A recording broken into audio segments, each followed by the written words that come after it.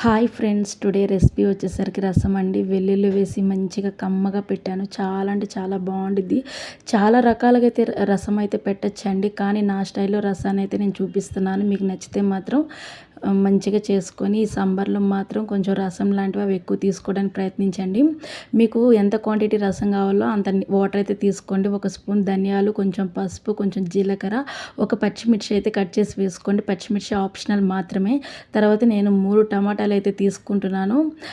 టమాటాల్లో ఉన్నది మధ్యలో అది ఉండదు కదా, తొడియ మీద అంటాం కదా, అదైతే తీసేయండి. కిడ్నీలో రాళ్ళు ఉన్న వాళ్ళకి అది చాలా డేంజర్ అండి.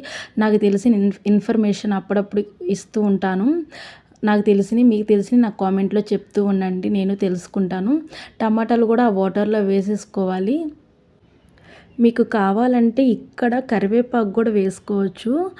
ఇంకా కొంచెం నిమ్మకాయ సైజు కన్నా కొంచెం పెద్ద చింతపండు అయితే తీసి వేసేసుకోండి కడిగి. ఇంకా స్టవ్ వెలిగించి స్టవ్ మీద పెట్టండి. కొంచెం సాల్ట్ వేసి పెట్టండి, త్వరగా మంచిగా మరుగుతుంది. ఇంకా ఒక్క వెల్లిగడ్డ అయితే పూర్తిగా తీసేసుకోండి. తొక్కు తీసేసుకొని మంచిగా మ్యాష్ చేసేసుకోండి, దంచి పక్కన పెట్టేసుకోండి.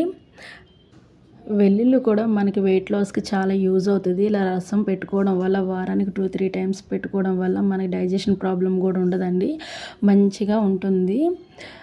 చూసారు కదా, మన రసం అనేది మరిగిపోయింది, బాగా మరిగిపోయింది కదా. కొంతమంది చిన్న చిన్న ముక్కలుగా కట్ చేసేసుకొని వేసేసుకొని మరిగించుకొని తాలింపు పెట్టుకుంటారు, అలాగే వడగట్టకుండా. నేనైతే వడగడతానండి, ఎందుకంటే అవి ఉండడం వల్ల పిల్లలు అసలు తినరండి. అందుకే నేను ఇలా పెద్ద పెద్ద ముక్కలు చేసుకొని బాయిల్ చేసేసుకొని ఇలా వడగట్టుకుంటా. ఇంకా ఇప్పుడు ఆ ముక్కల్లో నుంచి రసం రావాలంటే గట్టిగా ఆ స్పూన్తో మ్యాషర్ లాగా మ్యాష్ చేసేసేయండి. నేను వీడియోలో చూపిస్తున్న విధంగా చేశారంటే దాంట్లో ఏదైనా రసం ఉన్న కిందకైతే వచ్చేస్తుంది. ఇంకా రసం అనేది మనకి రెడీ అయిపోయింది, పక్కన పెట్టేసుకుందాం. ఇప్పుడు తాలింపుకి అయితే ప్రిపేర్ చేసుకుందాం. రసానికి మెయిన్ తాలింపే కదండి, చాలా బాగుంటుంది.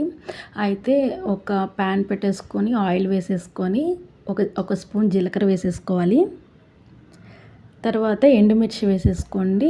ముందుగా దంచి పెట్టుకున్నాం కదా మనం వెల్లుల్లి, ఆ వెల్లుల్లి కూడా ఆయిల్లో వేసుకోవాలి. అదే మంచి ఫ్లేవర్ ఇస్తుంది మనకి రసానికి. అయితే అది మంచి గోల్డెన్ కలర్లో రావాలండి. మంచిగా సిమ్ మీద పెట్టి వేపుకోండి, అది మంచి గోల్డెన్ కలర్లో రావాలి. చూసారు కదా, గోల్డెన్ కలర్లో వచ్చిన తర్వాత కరివేపాకు వేసేసుకోండి. అలాగే కట్ చేసి పెట్టుకున్న కొత్తిమీర ఇక్కడ వేసుకోండి, కొంచెం బాగుంటుంది ఆ ఫ్లేవర్. అంటే ఆయిల్లో ఫ్రై అయితే చాలా బాగుంటుంది, నాకైతే నచ్చుతుంది, అందుకే నేను అలా వేసుకున్నాను. ఇంకా రసం అయితే వేసేసుకొని బాగా మరిగించేసుకోవాలి. రసాన్ని కూడా మరిగించేసేసుకొని దింపేసుకొని తినేయడమే. చాలా చాలా ఎమ్మి అయిన రసం, చాలా బాగుంది. ఇక్కడ కావాలంటే మీరు కొత్తిమీర కూడా యాడ్ చేసుకోండి. ప్లీజ్ నా రెసిపీస్ మీకు నచ్చినట్లయితే మాత్రం ఒక చిన్న కామెంట్ కానీ, స్మైలింగ్ కానీ ఏదో ఒకటి ఒక కామెంట్ అయితే చేయండి. లైక్ చేయండి, షేర్ చేయండి, సబ్స్క్రైబ్ చేయండి, సపోర్ట్ చేయండి ఫ్రెండ్స్. బాయ్.